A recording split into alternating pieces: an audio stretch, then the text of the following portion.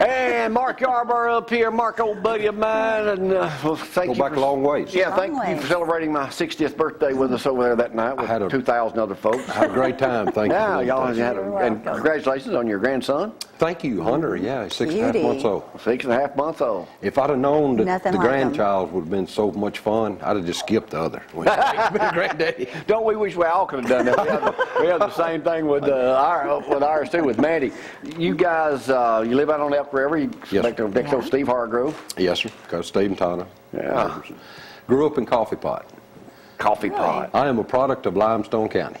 Now, where'd you go to high school? Ardmore, graduated 1980. Play basketball? Yes, sir. Well, you said Coach Davis was your coach. He coached boys, I think, 2 years. So, you know, for years he had at the probate judge office, he had our picture up on the wall there. So I was one of his boys. So still am today. I tell you what, when Mike was probate judge, he is the most knowledgeable. When I talk to Mike every day, occasionally, just to call, he's one of the most knowledgeable people when it comes to elections, because he put on all of them here, than I've ever talked. And he usually pinpoints it. When the results come out, he was correct. Yeah. I've been out of, like I said, I graduated in Ardmore in 1980, and Mike Davis, I call him Coach Davis, I will. He's one of the finest men I've ever known in my life. I call him Judge. I talked to him over the years, advice and business. What have you done since you graduated? I know you were successful in business, you were over the water board too. I was on the water board, yes sir. 4 years. They put me out, when I become chairman of the water authority, it wasn't broke, but they had a $600,000 line of credit, but basically equity line they was using to pay their bills. And what we did in 4 years with the help of the board, they had no money in the bank, and after 4 years, when I left them $3 million cash in the bank. I left them $10.1 million in escrow to be spent on infrastructure however they wanted, and we eliminated $2 million worth of debt. Goodness. So we did a $15 million turnaround in 4 years. Dang. And for the first time in the history of the Limestone County Water and Sewer Authority, we were able to go to the SP without bond insurance and get an A+ credit rating, which is the highest credit rating a rural water authority can obtain. Now, you've also had your own construction business? Yes, sir. Started in, I've had 29 years. Yes, sir. So why do you want to get into politics and be the chairman of this great Limestone County? Because I care about the people of Limestone County. What do you think's gone wrong that could have been done differently? Well, I don't think there's no doubt that we need more fiscal responsibility and accountability in the leadership office. Is there anything that can be done, and it may not be, maybe it's not the fault of the current people in there, but is there anything that can be done about the annexations that we're giving up to Madison County? Well, you know, Limestone County sued, I believe it was City of Madison, City of Decatur back in the 70s to try to stop annexation, and then we lost. There's a Supreme Court ruling that there's nothing, it's a property rights issue. If you own the property, if you want to annex into Ardmore, Elkmont, Athens, if you have adjoining property, Huntsville, Madison, and they allow you, you can do it. The thing that concerns me is in the last 3 years, the city of Huntsville's annexed thousands and thousands of acres of Limestone County. They built a 5-lane superhighway through the middle of East Limestone. I've seen that. It ain't open yet, but I've seen it. And last month alone, in December, in downtown Huntsville at City Hall, the Planning Commission met. They zoned over 7,000 acres in Limestone County. In other words, they determined this is what this property will be used for from this point forward, and we did not have one representative from Limestone County looking out for our interests. None. Now, that's a little scary to me. You going out your first time running for that, what do you think you're going to bring to leadership? Leadership, because you've been in that position many times before. Whether we like it or not, Limestone County is big business now. It's a $33 million a year annual budget. We've got to have a plan. Just have a plan. Got to give you one example, please. When I was over the water board, you know, we had the office out there on 72 Highway. Well, we had some people in Limestone, you can go and pay your you can pay your bill online, you can mail it, or they have a teller line. There's some people in Limestone County and everywhere that want to walk up to a teller, have that human interaction, write a check, catch up on the day and get it. And that's great. But what we had out there is we had people coming in and out, and we was having 2 or 3 wrecks a month because 72 Highway and that. Well, the old Union Planners building right there on Jefferson Street was for sale, $350,000. Well, we had $700,000 left from a prior bond issue that had to be used for certain things, earmarked. that was just sitting there, had been there for years before I went on the board. So what we did is we signed, and apparently this is unique, but we signed a contingency contract on the Union Planters building. We give ourselves 120 days to do our due diligence to see what it would cost to renovate it to our use. During that time, we checked with our bond investment banker to see if we could use that money toward that purchase. We were forthright and forthcoming with all our contractors. We bid it out. What will it cost to renovate it? They come back at $150,000.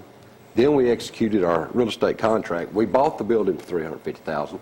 Lo and behold, all our bids held true. We renovated it for the $150,000. We were able to use that money to buy it. We had $500,000 in it, appraised for $1.1 million. So for the purposes of the Water Authority and our net worth and our bond rating, we doubled our money. That's great. As opposed to, say, buying a building and not saying, and coming on maybe your show and some others saying it's going to cost about $50,000 to renovate it, and then when the bids come in, it's $675,000. Let me ask you a few things about that, because I don't know what your format is you're going to be running on, but what is your take right now on the courthouse renovations going on and moving over to the other deal? Because that's big news in Limestone County. I know about as much of it as you do, what you read in the paper. I still don't have any idea where the money's coming from to pay it. I don't have any idea what is the budget. I mean, how much is it going to cost? I know what y'all know, what you read in the paper. I don't know. I've read the minutes of the commission meeting. It hadn't been discussed. I've heard $1 million. I've heard $3 million. I've heard $5 million. I don't know. So you just think Limestone County needs better guidelines, I guess, here? Would you or anybody watching go out and buy, you're talking about real estate, gentleman here doing the real estate and all right there. If he gets a contract and he's going to sell it, do you think those buyers are going to get a building inspector? Don't you think their mortgage company required? Yeah. Well, why don't we? Why don't the county? I didn't know that. Why don't we? So that's some of the stuff you're going to be talking about. The taxpayers' money. Everybody watching and all us here today, we have to balance our checkbook every day. Right. Why should we expect less from our county leaders? So you've got when do you start campaigning? Today? I'm here, brother. Well, I'm going to share with folks, you've got a great video that you and your wife Gina did about Athens. It's fabulous. It's really good. And I know that you love Limestone County. Yes, sir. I do. Limestone County is one of the hottest places. Met my wife, Gina.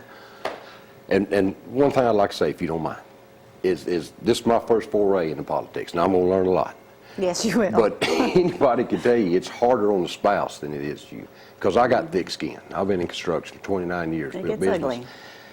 Gina, my wife Gina, she's been with me, stuck by my side, kept me voted in for almost 30 years. And I couldn't accomplish anything professionally. I couldn't do this endeavor or anything without her. Very good. And I'd like to thank her so much. And next time you text and say, Zorro's looking good. Well, it was 2 years ago, I was in politics for a week and a half. Nobody knows what pressure I was under.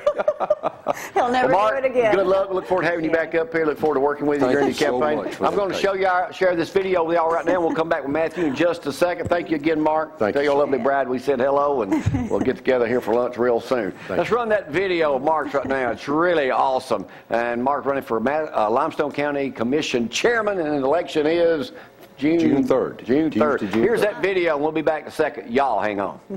Limestone County is a special place. It's a diverse place. You've got centuries-old farms and high-tech industries. The people here are hardworking, good people, strong people. I was born here, grew up here, met my wife Gina, raised our family here. We know the value of hard work. Owning your own company is different than just getting up and going to work every day, because you got to have a passion for it. He's always had a passion for it.